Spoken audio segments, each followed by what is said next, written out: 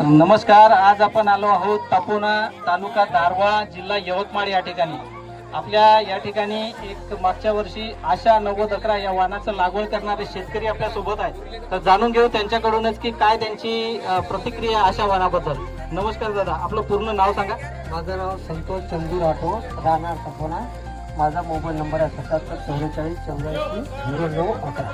कोणतं वाहन लावलं होतं? आम्ही 2-3 वर्षापासून साहेब आशा 9011 याच वाहनाची लागवड करत आहोत. दरवर्षीच मला नाही काय एकरी 15 क्विंटल, 20 क्विंटल, आणखी 22-23 क्विंटल पर्यंत मला आवरेज आलेला आहे. आणि याही वर्षी आहे ना आमच्या गावात साहेब 90% आशा 9011 लावतो. म्हणजे दरवर्षी आता यावर्षी दरवर्षी तुलनेत नागपिकी जास्त होती.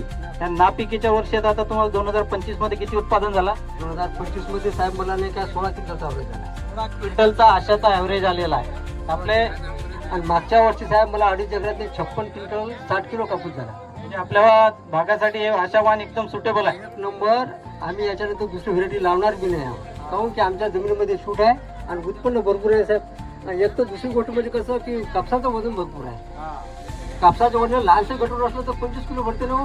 दुसऱ्याचं मोठं गाठो 2 बाहेर उठून दिलं तर 22 किलो भरते. मग काय लावा दुसरी व्हेरायटी? मग काय 8-9 लावायची. आणि मजूर काय म्हणते? मजुराची मजुराला येतात साहेब 1 क्विंटल 10 किलो 80 किलोच्या वर. प्रत्येक मजूर 80 किलोच्या वरच वेचणी करते. वेचणी एवढा सोपा आहे. सप्पा क्विंटलच्या वर बाई चालली जाते.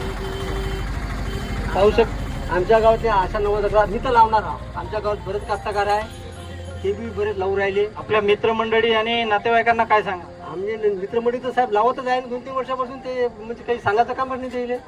चला, धन्यवाद.